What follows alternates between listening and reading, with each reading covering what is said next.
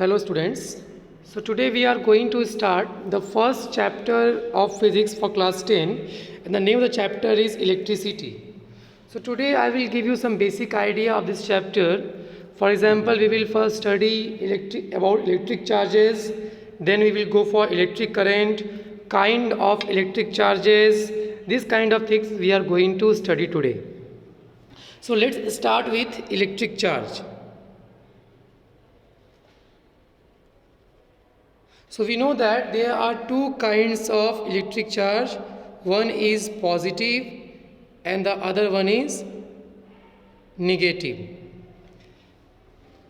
So sir, what is the difference between conductor and insulator? We know that the substance which can allow the flow of charge particles through it is known as conductor, and the insulators are those substance which does not allow the flow of charge particles through it. It doesn't mean that in insulator charge particles are not present. In insulator also the charge particles are present, but they are not capable of moving.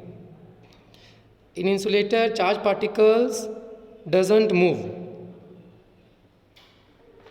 What they do, they vibrate to and fro about their mean position. So this is a basic difference between the conductor and insulator.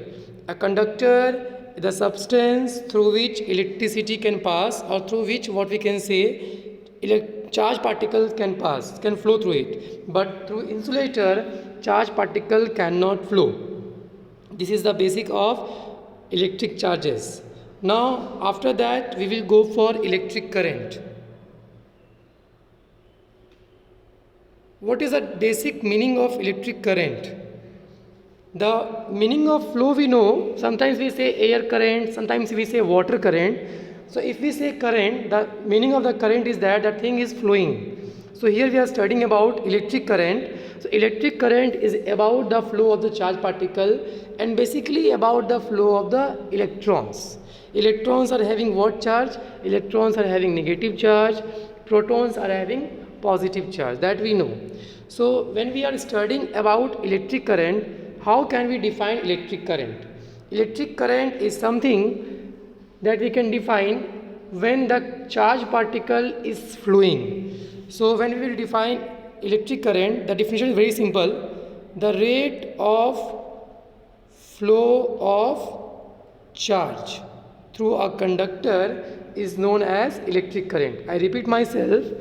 The rate of flow of charge through a conductor is known as electric current. So when I am telling you the rate, what is the meaning of rate? Remember in class 9 you have done that what is speed? Speed is the rate of change of distance. So whenever we say rate, what we do? We divide that quantity by time. Similarly, when I say velocity, we say what? That rate of change of displacement. So what is the formula for the velocity? The formula for the velocity is displacement by time. So when we are defining the current as rate of flow of charge, so the formula for the current will be equal to charge by time. The formula for the current is equals to charge by time. Now charge is denoted by a letter Q, and the unit of charge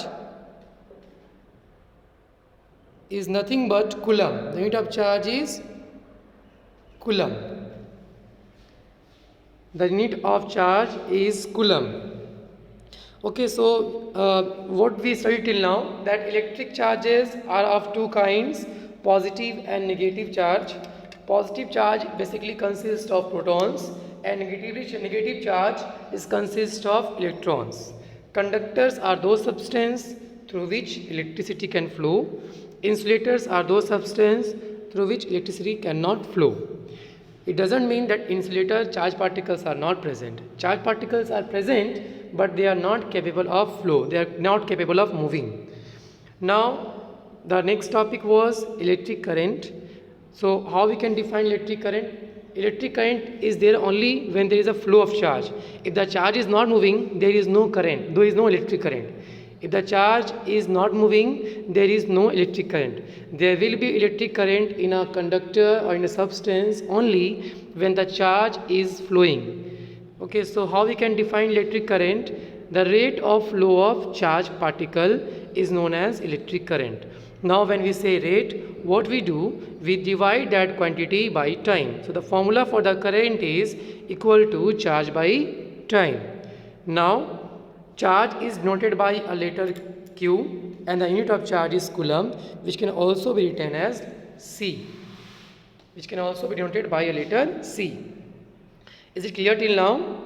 So now we will find what? Now we will find the formula for the current in terms of letters, and then we will find the unit of current. Okay. So now we are going to find the unit of current. So before finding the unit of current, we will write the formula again, and current is noted by I, which is equals to charge by time. Charge is noted by Q and time is noted by T. So the formula for the current is I equals to Q by T, also can be written. Okay. Now after this, what we can do? We can find the unit of current from this formula. So when we are finding the unit of current, we will write the unit of charge, which is coulomb, and the unit of time, which is second.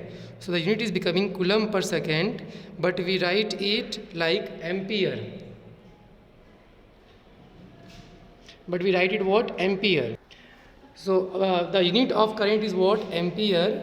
We are writing here ampere instead of coulomb per second because the unit of current was first derived by the scientist named as ampere.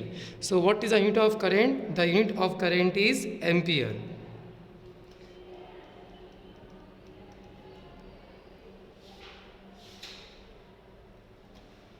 Okay, is it okay till now?